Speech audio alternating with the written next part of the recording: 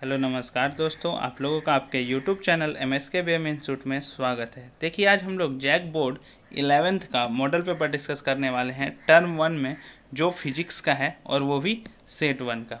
ठीक है, सबसे पहले तो मैं ये आपको बता दूं कि आपने 10th और 12th में पैटर्न देखा ही होगा कि अधिकतर जो क्वेश्चन पूछे जा रहे हैं वो मॉडल पेपर से ही क्वेश्चन पूछे जा रहे हैं। तो आप यहाँ पे भी मान के चलिए कि 11th में भी जितने क्वेश्चन पूछे जाएंगे उसमें से जो 35 क्वेश्चन होंगे तो कम से कम 30 जो क्वेश्चन होंगे वो आपके मॉडल प्रश्न से ही होने वाले हैं।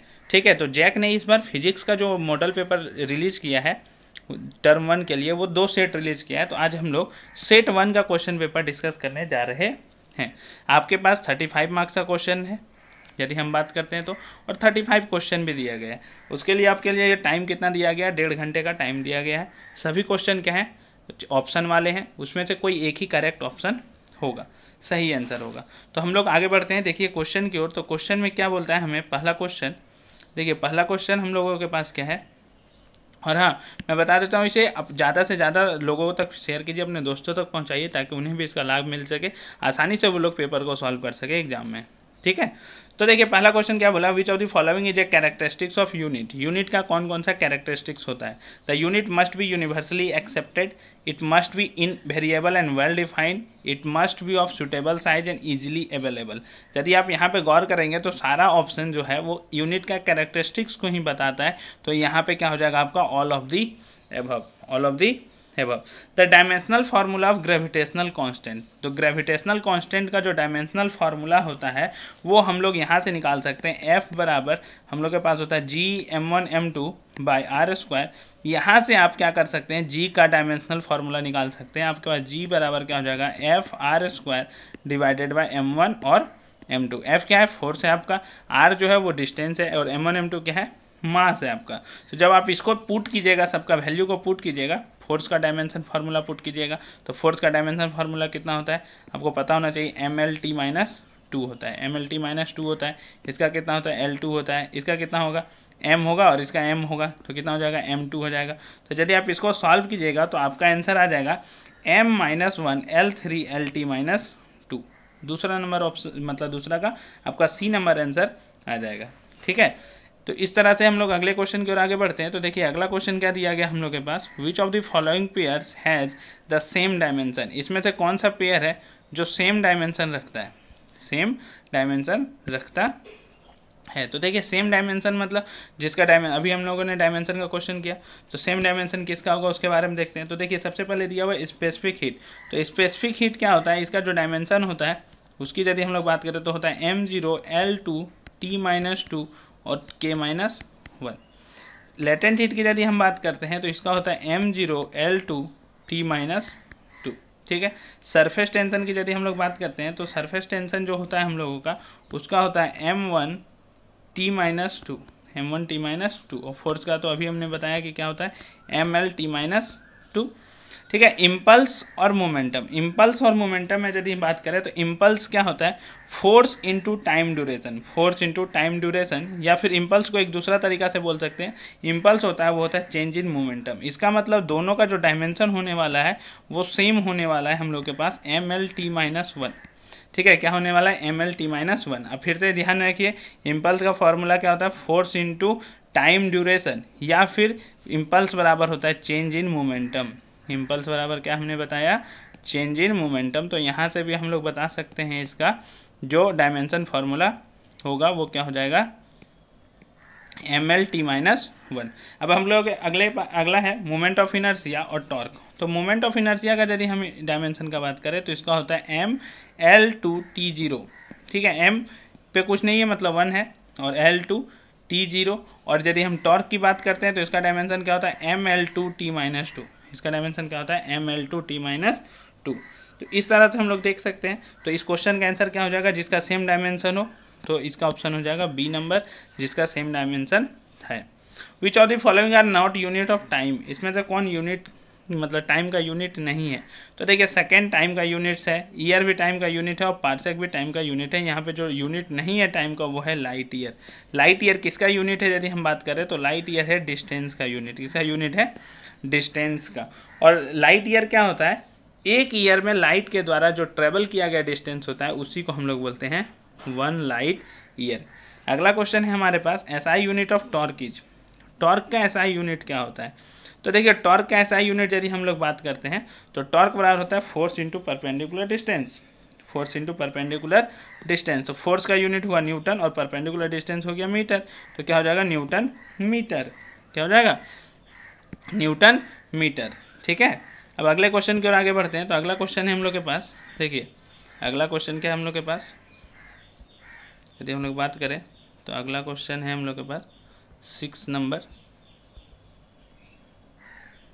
The slope of the velocity time curve gives. जो वेलोसिटी टाइम कर्व होगा वो हम लोगों को क्या देगा, उसके बारे में बोला जा रहा है। जो वेलोसिटी टाइम का स्लोप होता है वो हम लोगों को क्या देता है? तो देखिए स्लोप बेसिकली यदि हम बात करें वेलोसिटी और टाइम का, तो आपको यहाँ पे मिलेगा change in velocity divided by time. तो ये क्या देता है आपको? एक्सेलरेशन। क्या देता है? एक्सेलरेशन देता है। तो स्लोप क्या दे देगा आपको? एक्सेलरेशन दे देगा। ठीक है, अब ball is projected with velocity of 20 metre पर सेकेंड। एक बॉल है जिसको छोड़ा गया 20 मीटर पर second vertically. Find the distance travel in the first 2 second.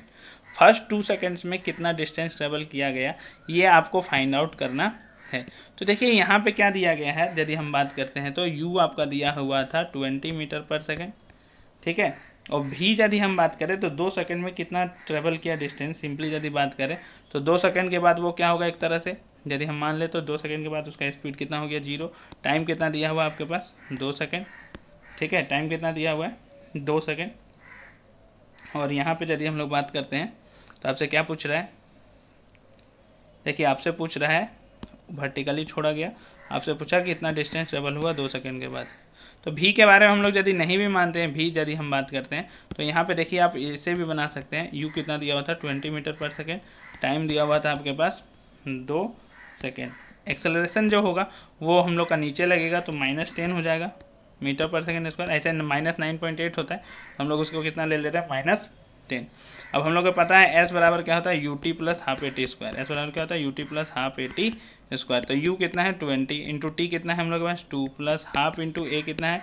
-10 और t का स्क्वायर मतलब 2 का स्क्वायर 4। तो 2 का टेबल से यहाँ पे हम लोग इसको 2 बार में काट सकते हैं। 40 माइनस 20, तो 40 माइनस 20 कितना हो जाएगा? 20। तो 20 मीटर कवर किया होगा ये डिस्टेंस। तो कितना ए नंबर ऑप्शन हो जाएगा आपका?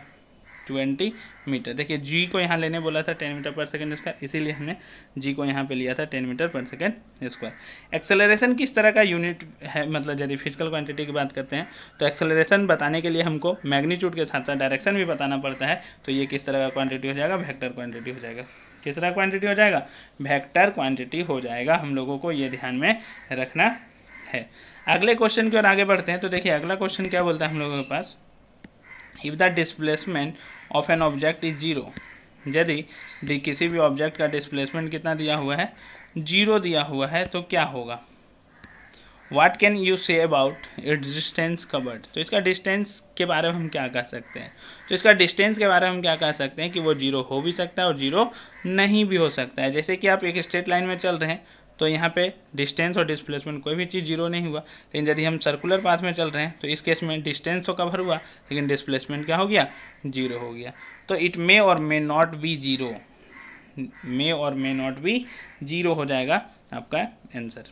ठीक, अगला क्वेश्चन क्या दिया है देखिए, यहाँ से आप लोग एक चीज़ ध्यान में रखिएगा कि कभी भी जो डिस्टेंस होता है वो आपका हमेशा greater than equal to displacement होगा। मतलब डिस्टेंस हमेशा डिस्प्लेसमेंट से बड़ा ही होगा या फिर उसके बराबर हो सकता है, उससे कम कभी भी नहीं हो सकता है। अगला क्वेश्चन क्या दिया है, 2 कार है ए और बी, एक की स्पीड चल रहा है 100 मीटर। देखिए ए जो है वो 100 किलोमीटर पर आवर से चल रहा है और दूसरा जो है वो चल रहा है 60 किलोमीटर पर आवर, ए और बी।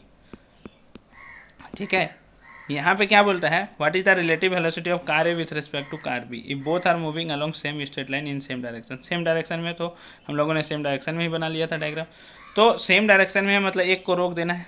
यदि हम बात करें तो 100 का स्पीड से चल रहा है, 60 का स्पीड से चल रहा है, तो एक्चुअली में ए जो है, ए को हम यदि रोक देते हैं, velocity of car A with respect to B, तो हम क्या किए, बी को रोक दिए। तो बी को रोक दिए, तो बी को यदि रोक दिए तो ए कितना स्पीड से चल रहा है, 40 का स्पीड से चल रहा है नेट स्पीड से।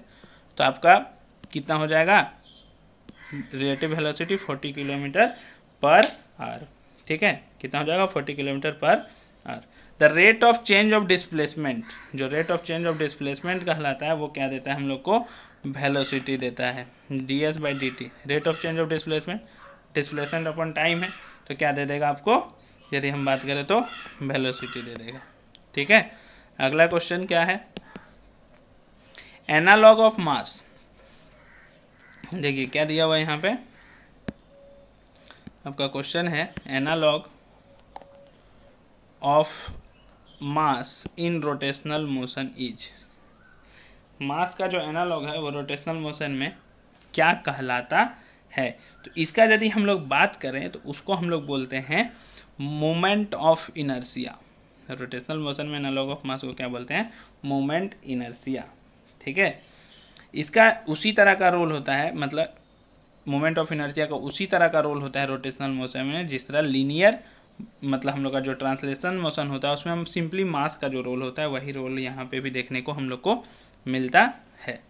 अगला क्वेश्चन क्या बोलता है, देखिए 2 bullets are fired simultaneously horizontally, 2 bullets fire किया गया है हॉरिजॉन्टली, ठीक है, एंड विथ डिफरेंट स्पीड्स, दोनों का डिफरेंट स्पीड्स है, एक का v1 मान लेते हैं, एक का v2 मान लेते हैं, लेकिन सेम प्लेस से किया गया। Which bullet will hit the ground first, तो देखिए इसका सबसे पहले तो मैं आंसर बता देता हूँ, इसका होगा बोथ विल रीच साइमल्टेनियसली, दोनों ग्राउंड को एक साथ हिट करेंगे।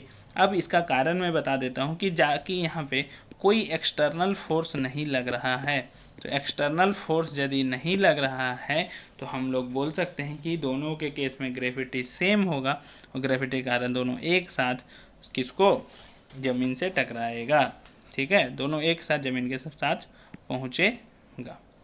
अब अगला क्वेश्चन देखिए क्या है हम लोग के पास, यदि हम लोग बात करते हैं तो अगला क्वेश्चन है हम लोग के पास, which of the following operations between the two vectors can yield a vector perpendicular to each either of them, मतलब क्या है जो उसके परपेंडिकुलर वेक्टर दे देता है, आइदर ऑफ देम मतलब यदि वहाँ से हम बात करते हैं तो क्या है जो हम लोग को उसके परपेंडिकुलर वेक्टर मिल जाता है। तो देखिए आपका क्वेश्चन क्या है, ये तो हम लोगों ने देख लिया। अब देखिए एडिशन, सब्ट्रैक्शन, डॉट और क्रॉस, क्रॉस जब हम लोग करते हैं तो उसके परपेंडिकुलर वेक्टर मिलता है हम लोगों को, तो इसका आंसर क्या हो जाएगा, क्रॉस प्रोडक्ट या फिर वेक्टर प्रोडक्ट, ठीक।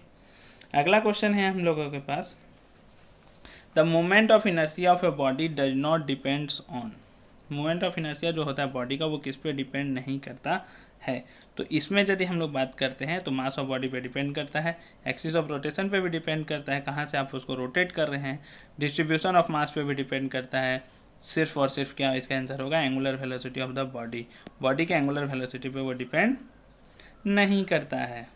इस तरह से हम लोग इस तरह के सवाल को हल कर सकते हैं। अब देखिए अगला क्वेश्चन क्या बोलता है, आपके पास स्क्रीन में है आपका अगला क्वेश्चन, बोलता है the horizontal range of the projectile is maximum when the angle of projection is, angle of projection क्या होगा जब हॉरिजॉन्टल रेंज मैक्सिमम है, तो देखिए हॉरिजॉन्टल रेंज मैक्सिमम है तो रेंज का जो फॉर्मूला होता है हम लोग के पास वो होता है r = u² sin 2θ divided by जी।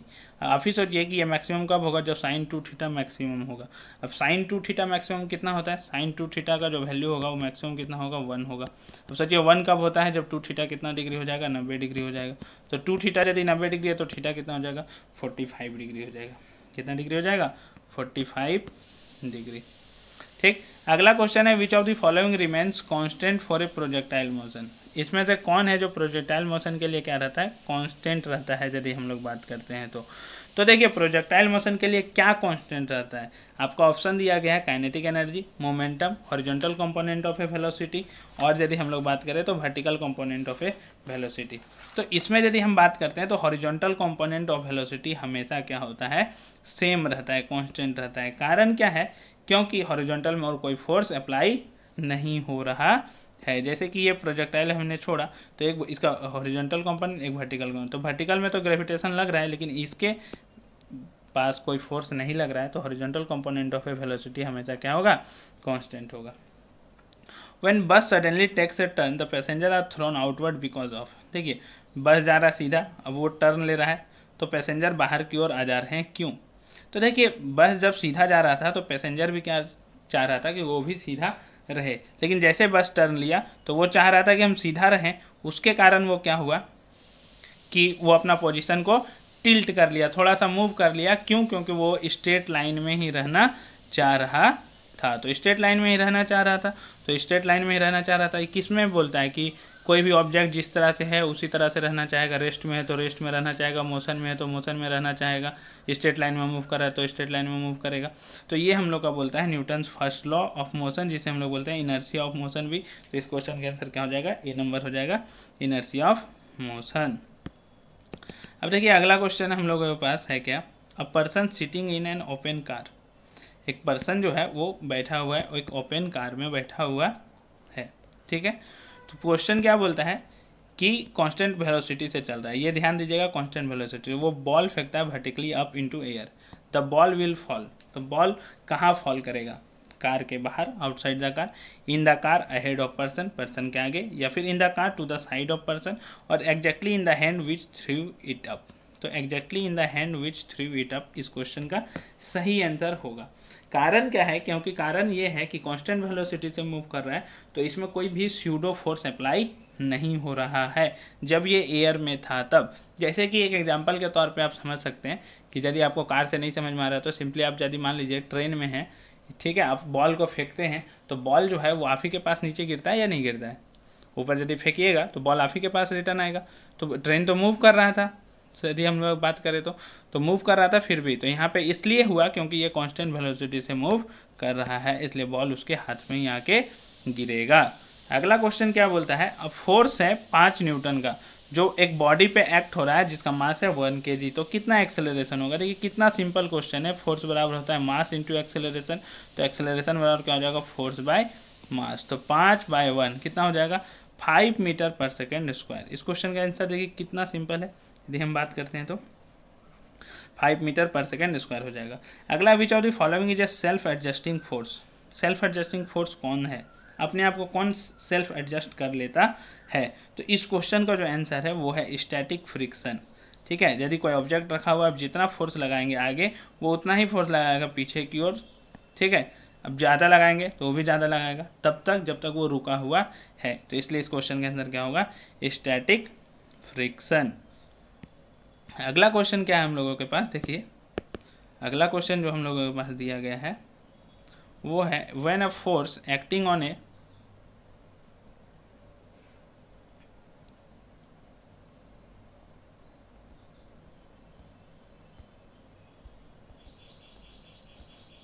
देखिए यहाँ पे क्वेश्चन दिया गया है when a torque acting on a system is 0 then which of the following should not change.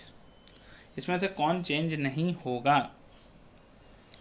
ठीक है, इसमें से कौन चेंज नहीं होगा यदि टॉर्क 0 है तो। सोचिए टॉर्क 0 है, क्या 0 है? आपका टॉर्क 0 है। अब टॉर्क 0 है तो क्या, यदि हम बात करें तो डेफिनेशन के अकॉर्डिंग टॉर्क क्या होता है? Rate of change of angular momentum. Torque क्या होता है? Rate of change of angular momentum. तो यदि आपका टॉर्क 0 है तो आपका एंगुलर मोमेंटम चेंज नहीं होगा। जिस तरह से हम लोगों का लीनियर मोमेंटम के केस में होता है कि फोर्स 0 यदि होता है तो लीनियर मोमेंटम जो होता है वो चेंज नहीं होता है, ठीक है। अगला क्वेश्चन क्या बोलता है, A hammer of mass 300 gram moving at 40 meter per second strikes a nail. The nail stops the hammer in a short time of 0.02 second. The force of the nail on hammer is. Force कितना लगा? तो force बराबर हम लोग को पता है क्या होता है? Mass into acceleration. एक्सेलरेशन तो यहाँ दिया नहीं है लेकिन वेलोसिटी जरूर दिया है। यदि हम बात करते हैं तो जब स्ट्राइक किया तो नेल क्या कर दिया? स्टॉप कर दिया हैमर को, मतलब हैमर रुक गया। तो एक्सेलरेशन के बारे में हमको ये भी पता है कि एक्सेलरेशन जो होता है वो होता है v minus you divided by T. तो मास देखिए 300 ग्राम दिया हुआ है, इसको 1000 से डिवाइड देंगे तो कितना हो जाएगा? 0.3। वेलोसिटी रुक गया, नेल स्टॉप कर दिया हैमर को, तो हैमर का वेलोसिटी हो गया 0। पहले कितना था? 40 मीटर पर सेकेंड, तो 40 डिवाइडेड बाय टाइम की यदि बात करें तो 0.02 सेकेंड्स। तो यहाँ पे यदि हम लोग इसको सॉल्व करते हैं तो देखिए कितना आ जाएगा हम लोग के पास? 0.3 ठीक है, पहले मैं माइनस लगा देता हूँ, तो 0.3, तो 0.3 को मैं क्या लिख सकता हूँ, इंटू 40 डिवाइडेड बाई 0.02। तो यदि हम यहाँ पे सॉल्व करते हैं तो ये आएगा 3/10 इंटू 40, और ये 2 ऊपर में 100 चल जाएगा, तो एक जीरो से एक जीरो कैंसिल आउट, 3 का टेबल से हम इसको 2 का टेबल से हम इसको काट सकते हैं 20 बार में, तो 20 गुना 3 हो जाएगा 60, और 60 और 10 हो जाएगा 600, तो -600 न्यूटन अप्लाई हो रहा है। यहाँ पे माइनस क्यों आया यदि हम बात करते हैं तो माइनस साइन सिर्फ इंडिकेट कर रहा है कि जो फोर्स लग रहा है, ठीक है, नेल पे जो फोर्स लग रहा है, ठीक है, force of the nail on the hammer, ठीक है, हैमर पे जो फोर्स लग रहा है नेल के कारण वो अपोजिट डायरेक्शन में लग रहा है, ठीक है, the force of the nail on hammer is opposite direction, therefore sign will give negative value. ठीक, अगले क्वेश्चन की ओर आगे बढ़ते हैं। तो देखिए अगला क्वेश्चन क्या है आपके स्क्रीन पे। हाँ, इसको ध्यान में रखिएगा, इसे ज़्यादा से ज़्यादा दोस्तों तक शेयर कीजिए ताकि उन्हें भी इसका लाभ मिल सके, ठीक है। और यदि आपने इससे पहले केमिस्ट्री का वीडियो नहीं देखा है सेट का, तो केमिस्ट्री का भी वीडियो भी जल्दी जाके देखें ताकि आपको मार्क्स लाने में कोई दिक्कत परेशानी ना हो। एक बुलेट दिया गया है जिसका मास है 40 ग्राम, एक बुलेट दिया गया है जिसका मास कितना ग्राम दिया गया है, 40 ग्राम। उसको क्या किया जा रहा है, फायर्ड किया जा रहा है एक गन से जिसका मास है 8 kg, उसका velocity with a velocity of 800 metre पर सेकेंड। ठीक, बुलेट का स्पीड हो गया 800 मीटर पर second. Calculate the required velocity of gun. तो देखिए स्टार्टिंग में यदि हम बात करें, इसमें कोई एक्सटर्नल फोर्स लगा नहीं है, तो momentum before collision, momentum before और आफ्टर सेम होगा, मोमेंटम बिफोर और मोमेंटम आफ्टर क्या हो जाएगा, सेम हो जाएगा। और मोमेंटम बिफोर और मोमेंटम आफ्टर यदि सेम हो जाएगा तो आप यहाँ पे ध्यान दीजिए क्या क्या क्वेश्चन में दिया था। आपका जो बुलेट है उसका मास था 40 ग्राम, ठीक है। 40 ग्राम को यदि हम 1000 से डिवाइड करते हैं तो ये केजी में आ जाएगा, तो आपका आ जाएगा 0.04 kg। इसका इनिशियल वेलोसिटी था 0, तो इसको u1 ले लेते हैं।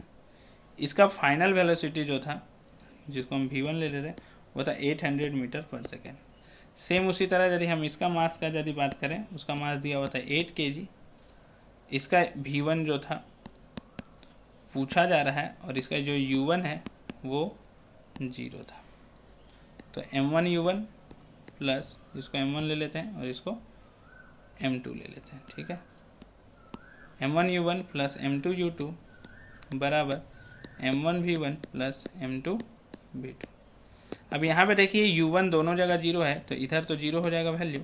यहाँ पे m1 v1 होगा, तो m1 है 0.04 इंटू 800 प्लस m2 दिया हुआ 8 इंटू v2 हमें निकालना है।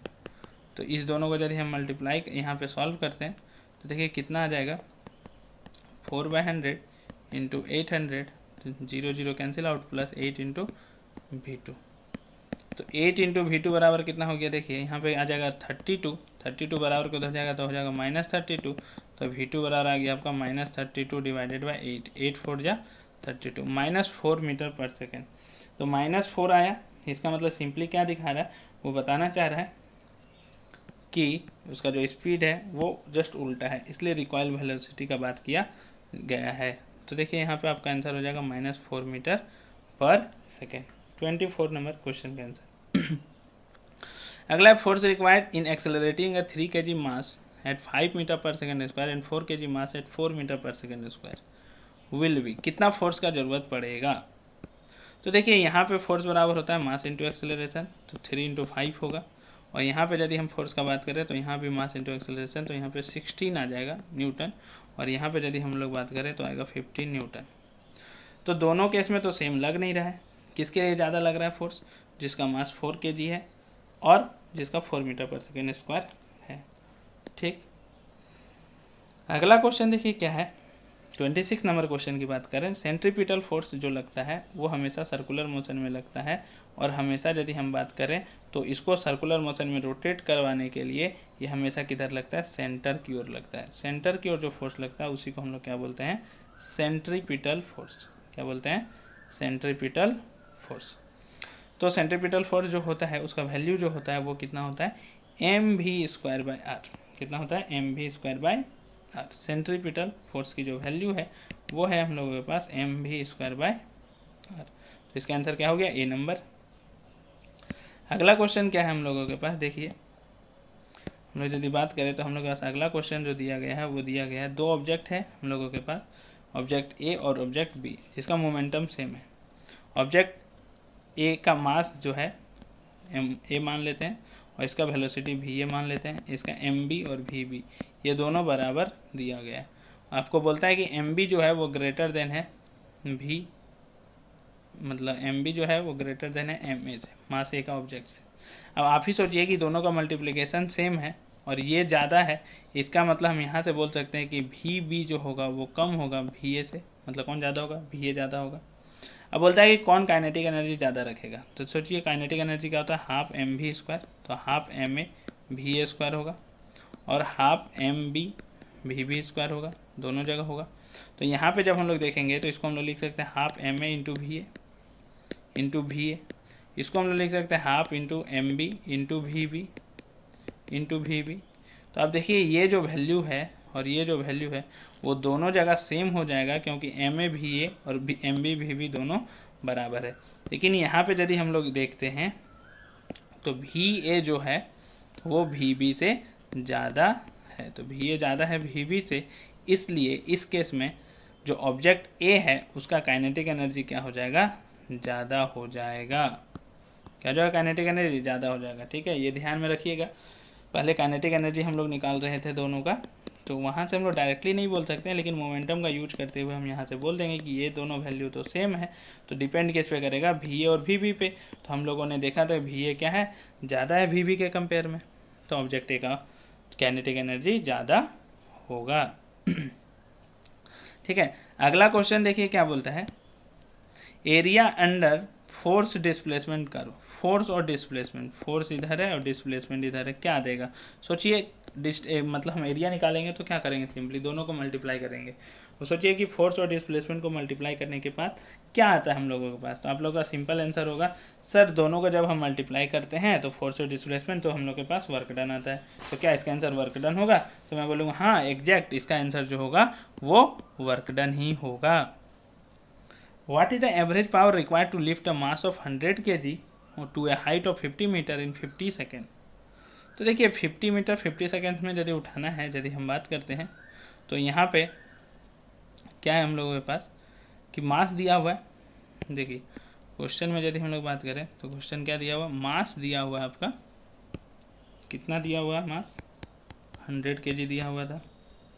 डिस्प्लेसमेंट की यदि हम लोग बात करें तो कितना दिया हुआ था, डिस्प्लेसमेंट था हाइट 50 मीटर और 50 सेकेंड, तो डिस्प्लेसमेंट हाइट हो गया 50 मीटर और टाइम हो गया 50 सेकेंड। तो वर्क बराबर क्या होता है, मतलब पावर पूछा था ना आपके पास, तो पावर बराबर क्या होता है, वर्क अपॉन टाइम, ठीक है, rate of doing work.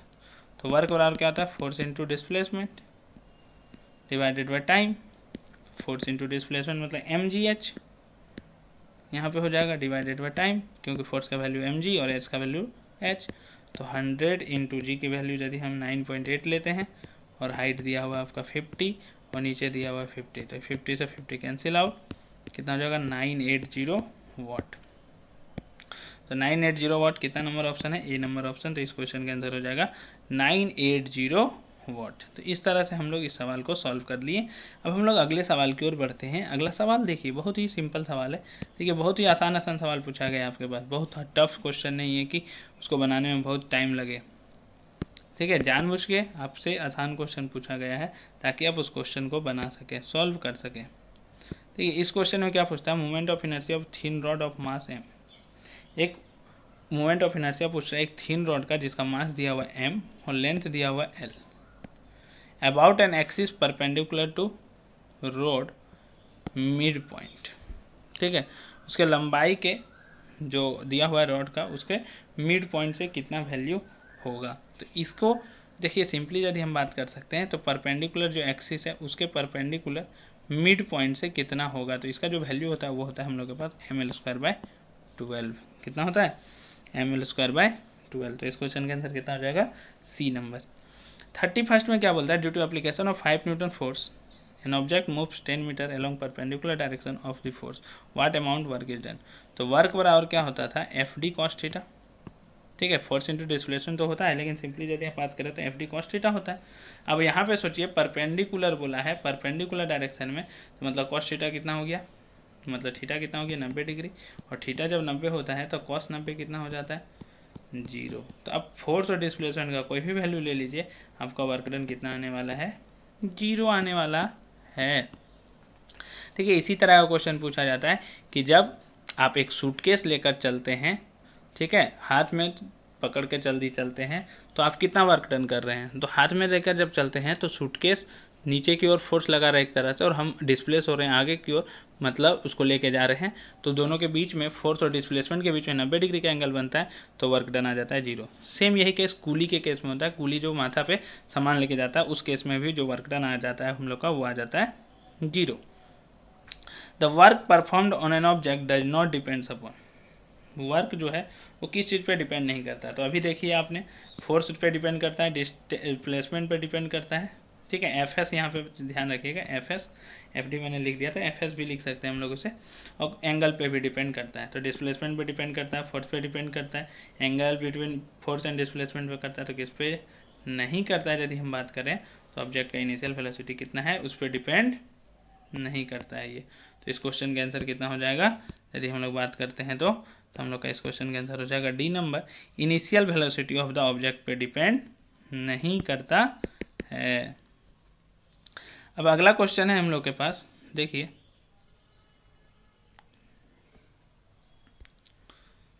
The work done, बहुत 2 ही क्वेश्चन बचा हुआ है, ज़्यादा टेंशन लेने की बात नहीं है, बने रहिए लास्ट तक, आसानी से वो समझ में आएगा सिंपली, ठीक है। और आपको ये वीडियो कैसा लगा हमें कमेंट करके बताते रहिएगा, ठीक है।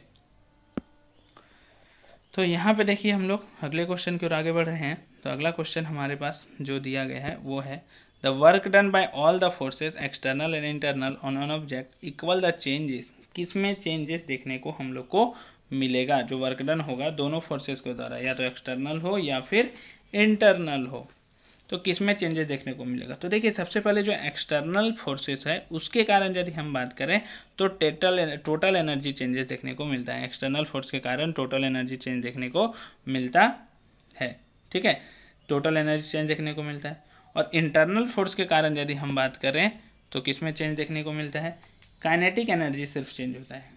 क्या चेंज होता है, सिर्फ और सिर्फ काइनेटिक एनर्जी होता है। तो यदि हम बात करें कि जब वर्क डन होगा दोनों फोर्स के द्वारा किसी ऑब्जेक्ट पे, तो कौन सा एनर्जी चेंज होगा, तो इस क्वेश्चन का आंसर क्या हो जाएगा, काइनेटिक एनर्जी चेंज हो जाएगा हमारा। क्या चेंज हो जाएगा, काइनेटिक एनर्जी। यदि दोनों फोर्स अप्लाई हो रहा है तो एक्सटर्नल और इंटरनल फोर्स अप्लाई होने पे काइनेटिक एनर्जी चेंज हो जाएगा। अगला है the centre of mass of a body, किसी भी बॉडी का सेंटर ऑफ मास क्या है यदि हम बात करें, या फिर कहाँ पे लाई करता है, तो बोलता है always lie at geometrical centre, always lie inside the body, always lie outside the body.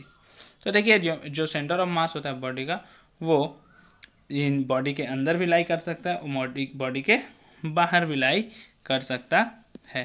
तो इस क्वेश्चन का आंसर क्या हो जाएगा, मे लाई विद इन और आउटसाइड द बॉडी। अगला क्वेश्चन देखिए क्या बोलता है, द टॉर्क दिया ऑफ ए फोर्स, एक फोर्स दिया गया है और एक आर दिया हुआ है acting at a point r, मतलब यदि हम बात करें तो डिस्प्लेसमेंट का वेक्टर दिया गया और फोर्स का वेक्टर दिया गया, और आपसे पूछ रहा है कि टॉर्क कितना होगा। क्या पूछा जा रहा है, टॉर्क कितना होगा। तो देखते हैं हम लोग इसको सॉल्व करते हैं। तो देखिए टॉर्क बराबर क्या होता है हम लोग के पास, फोर्स वेक्टर और आर वेक्टर का क्रॉस लेना रहता है। तो हम लोग देखिए क्रॉस में क्या करते हैं, जो फोर्स वेक्टर दिया गया है उसके बारे में देख लेते हैं हम लोग। तो फोर्स वेक्टर कितना दिया गया हम लोग के पास, -3i cap plus J cap plus 5k cap, -3i cap plus J cap plus 5k cap. और यदि हम लोग आर वेक्टर की बात करें, जो पोजीशन वेक्टर है, वो कितना दिया गया, 7i cap plus 3j cap plus, यहाँ पे देखिए फिर से यदि हम बात करें तो आई कैप लिख दिया गया है यहाँ पे, ठीक है। आप यहाँ पे ध्यान दीजिएगा, ये मिसप्रिंट हुआ है, यहाँ पे हम लोग के कैप मान के इसको सॉल्व करें, क्योंकि आप देखिए यहाँ पे के कैप आया हुआ है, ठीक है। तो ये कितना हुआ, के कैप, तो 7i cap plus 3j cap plus k cap. ठीक, तो जो टॉर्क है आपका वो कितना होगा यदि हम बात करें तो टॉर्क जो होता है वो होता है r क्रॉस f। यहाँ पे मैंने लिखा उल्टा थोड़ा सा, यहाँ पे ध्यान दीजिएगा, r क्रॉस f होता है।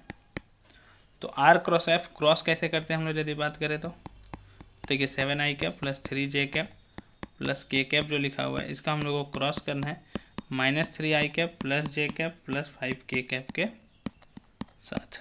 तो हम लोग करेंगे पहले किस तरह, एक डिटरमिनेंट बनाएंगे और उसमें लिखेंगे i cap j cap k cap.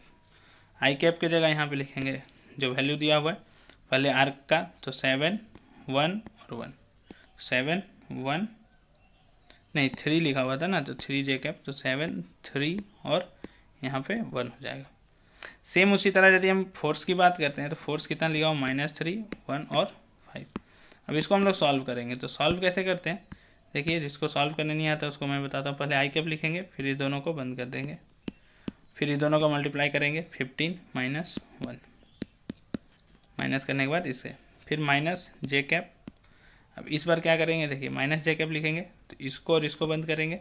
अब 7 का 5 के साथ मल्टीप्लिकेशन तो होगा कितना 35 माइनस -3 का 1 के साथ तो कितना हो जाएगा -3 plus k cap. k cap में जब लिखेंगे हम लोग तो इसको और इसको हटा देंगे हम लोग, और यहाँ पे कितना लिखा जाएगा हम लोग के पास 7 × 1 7 माइनस 3 × 3 कितना हो जाएगा -9। तो इस तरह से हम लोग यहाँ पे इसको सॉल्व कर सकते हैं। तो देखिए यहाँ पे सॉल्व करें तो कितना आएगा हम लोग के पास 15 - 1 हो जाएगा 16i कैप, 35 + 3 हो जाएगा 38, तो प्लस 38 और यहाँ पे माइनस लगा हुआ है तो ये क्या हो जाएगा -38 j कैप। उसके बाद क्या होगा प्लस 7 + 9 कितना हो जाएगा 16 k कैप। तो ये हो जाएगा हम लोग का टॉर्क का value 16i cap -38 j cap plus 16 k cap. देखिए कौन सा ऑप्शन दिया गया आपका ऑप्शन दिया गया है 14i cap -38 j cap plus 16 k cap. A number option आपका सही होगा। ठीक है, ध्यान में रखिएगा कौन सा ऑप्शन होगा, ए नंबर होगा। पहले आर लिखना है, आर का क्रॉस लेना है एफ के साथ, और क्रॉस लेके हम लोग आसानी से क्या कर सकते हैं सॉल्व कर सकते हैं। ठीक, यहाँ पे ध्यान दीजिएगा किस तरह से सॉल्व करना है। पहले आई वाला तो आपको समझ में आ गया, आई जे के जिसको लेंगे हम लोग, तो पहले आई को जैसे हम लोग लेते हैं तो आई को बंद करेंगे, बाकी दोनों का मल्टीप्लाई करेंगे। फिर जब हम लोग जे को लेंगे आई जे और के, तो जे वाले को बंद करेंगे, फिर यहाँ और यहाँ जो रहेगा उसका मल्टीप्लाई, फिर इसका मल्टीप्लाई करेंगे। सेम उसी तरह जब आई जे के रहेगा तो हम लोग क्या करेंगे के वाले को रिजेक्ट करेंगे, और यहाँ जो रहेगा उसका इसके साथ मल्टीप्लाई, फिर इसका माइनस करते इसके साथ करेंगे। ठीक है, इस तरह से हम लोग यहाँ पे पूरा सॉल्व कर चुके हैं टर्म 1 के सारे जो सेट 1 थे फिजिक्स के क्वेश्चन जैक बोर्ड के लिए। ठीक है, आपको ये वीडियो कैसा लगा आप हमें कमेंट करके बता सकते हैं, और अपने दोस्तों को ज़्यादा से ज़्यादा शेयर करें ताकि उन्हें भी इसका लाभ मिल सके। ठीक है, यदि आप चैनल में नए हैं तो सब्सक्राइब करना ना भूलें। ठीक है, और ज़्यादा से ज़्यादा वीडियो लाइक करें। ठीक है, हम लोग फिर मिलेंगे अगले वीडियो में अगले सेट के क्वेश्चन आंसर के साथ। तब तक के लिए धन्यवाद।